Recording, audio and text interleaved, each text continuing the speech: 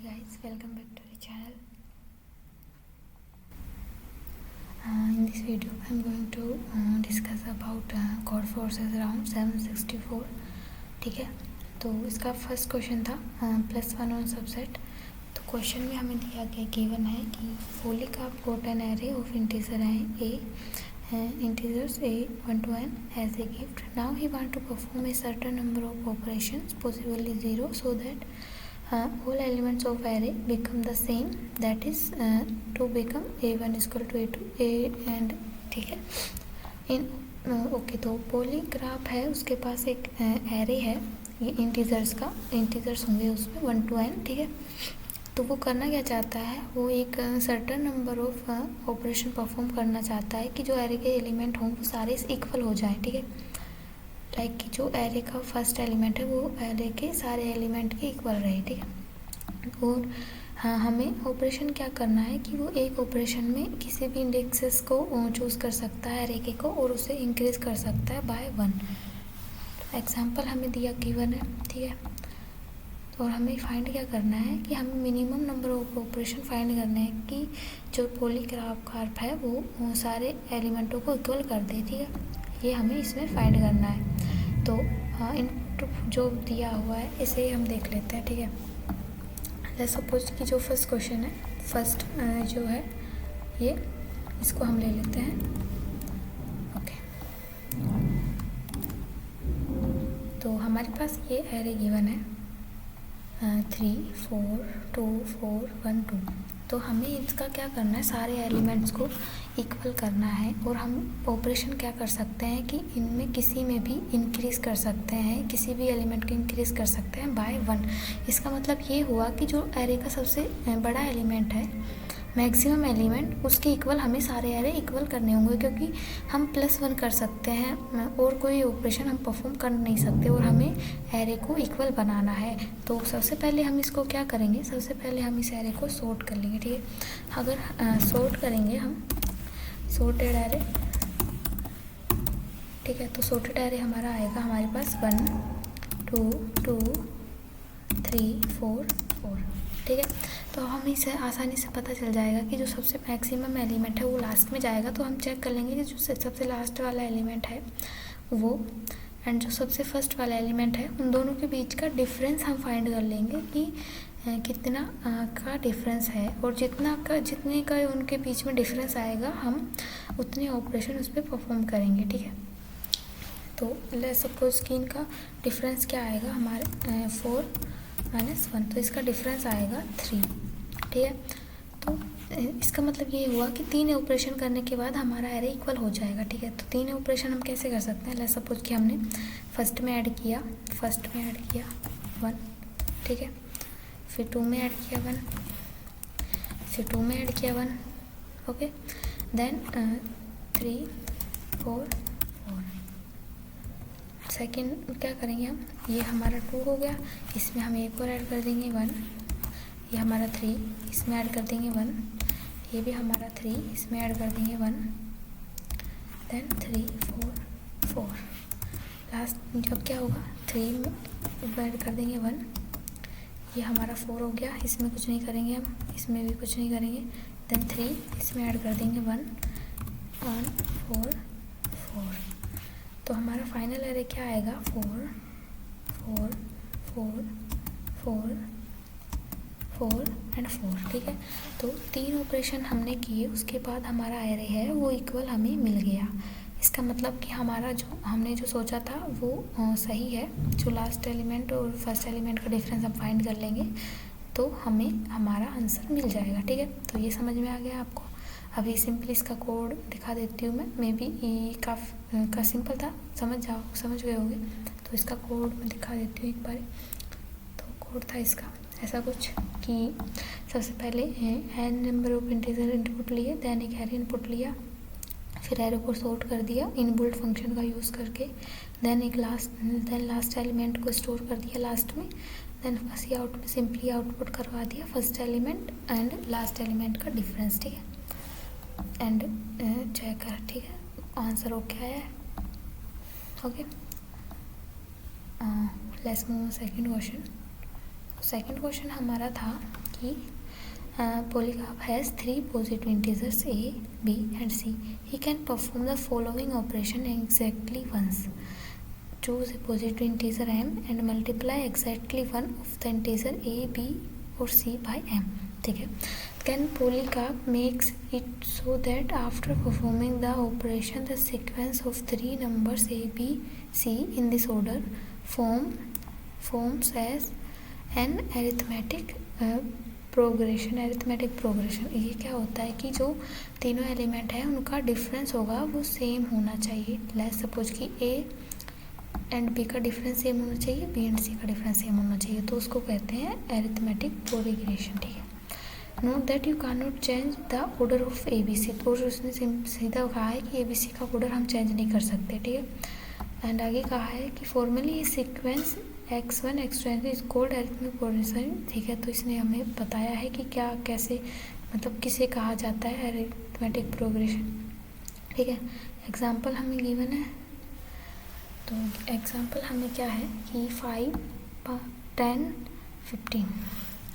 तो ये हमारा अरिथमेटिक प्रोग्रेशन हो सकता है या नहीं. ठीक है. तो ये हमारा अरिथमेटिक नहीं हो सकता क्योंकि अगर हम किसी भी नंबर को कितने से भी मल्टीप्लाई कर रहे हैं. ठीक है. तो ये हमारा अरिथमेटिक प्रोग्रेशन होगा क्योंकि इनके बीच का जो डिफरेंस है किसी भी एलिमेंट, ये देखो ए एंड बी का डिफरेंस है 5, बी एंड सी का डिफरेंस है 5. ठीक है. एंड ये सेकेंड में 3, 2 का डिफरेंस है 1, 2, 1 का डिफरेंस है 1. एंड इसमें भी 1, 1 का डिफरेंस 0, 1, 1 का डिफरेंस 0. एंड इसमें डिफरेंस है 3 का. ठीक है. तो ये हमारे ए पी हैं. ओके. ये सारे एग्जांपल हमारे अरिथमेटिक प्रोग्रेशन में आते हैं. एंड ये जो है इनमें ये हमारे अरिथमेटिक प्रोग्रेशन में नहीं आते बिकॉज ऑफ इनका डिफरेंस चेक करो आप. 1 और 2 का डिफरेंस 1 एंड 2 और 4 का डिफरेंस 2. तो ये तो सिंपली नहीं आएगा ना, तो इसलिए. एंड सेकेंड में 0, 1 का डिफरेंस 0 नहीं 1. ठीक है.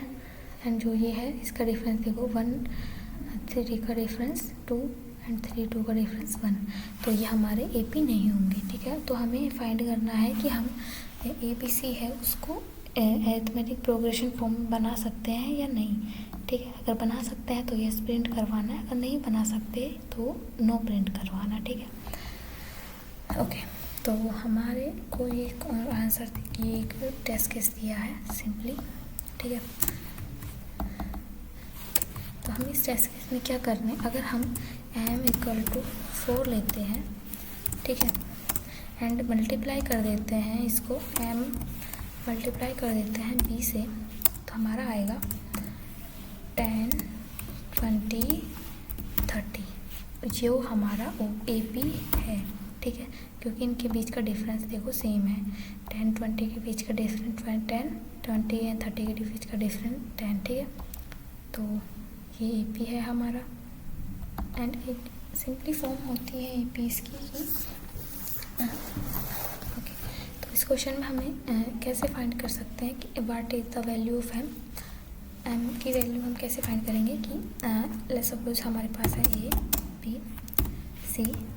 ओके. तो हमने मल्टीप्लाई करना है ए को एम से, बी सी. तो इसका क्या आएगा, क्या होता है इसका arithmetic progression form, B minus A multiply by M equal to C minus B. ठीक है. आगे हम इसको सॉल्व करेंगे तो क्या आएगा, 2b minus c equal to a m. ठीक है.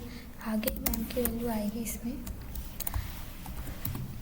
2b minus c divided by a. ठीक है. अगर हम ये हमारा ए पी फॉर्म आएगा अगर हम मल्टीप्लाई करते हैं ए को एम से, तो एम की वैल्यू हमारी इससे आएगी. ठीक है. एंड ऐसे ही हमें अगर लेट्स सपोज हमें मल्टीप्लाई करना है बी को एम से, तो मल्टीप्लाई एम सी. तो ये क्या होगा, ये हमारा होगा B minus A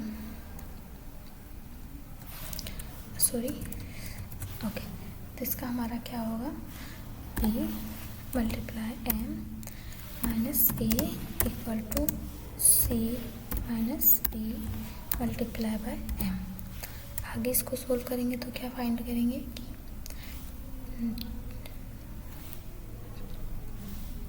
2b multiply by m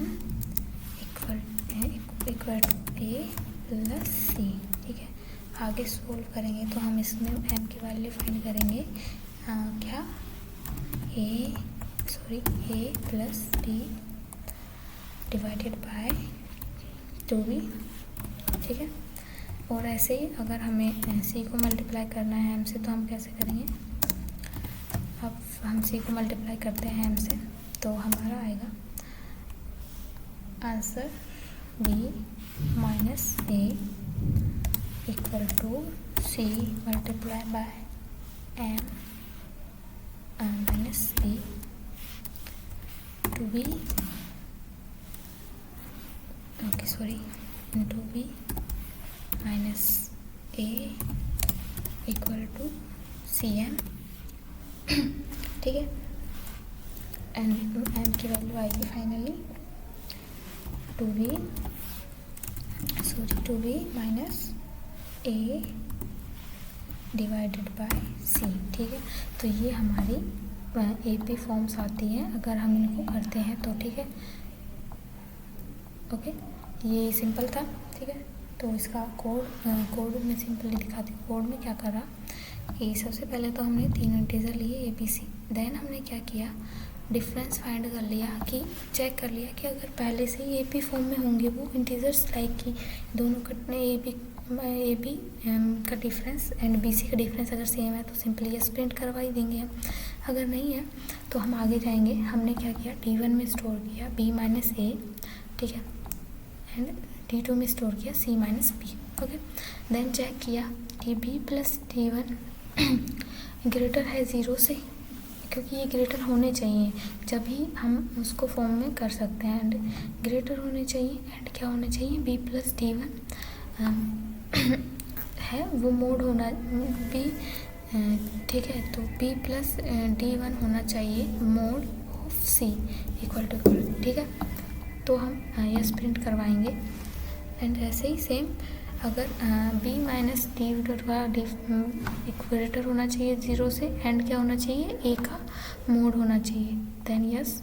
ठीक है, एंड सिंपली ऐसे ही c का करना है, c minus a mod 2 equal to 0 है, and a plus c minus b divided by 2 mod 2 equal to 0 है, तो हम यस प्रिंट करवाएंगे। अदरवाइज सारी कंडीशंस में हम नो प्रिंट करवाएंगे। ठीक है, ये 3 कंडीशंस थी, जिनमें 3 या 4 कंडीशन है ये जिनमें हम यस प्रिंट करवाएंगे, अदरवाइज सारी कंडीशनों में नो प्रिंट होगा। ठीक है, and I hope you like the video, and if you like the video please like, comment, subscribe our channel. ठीक है।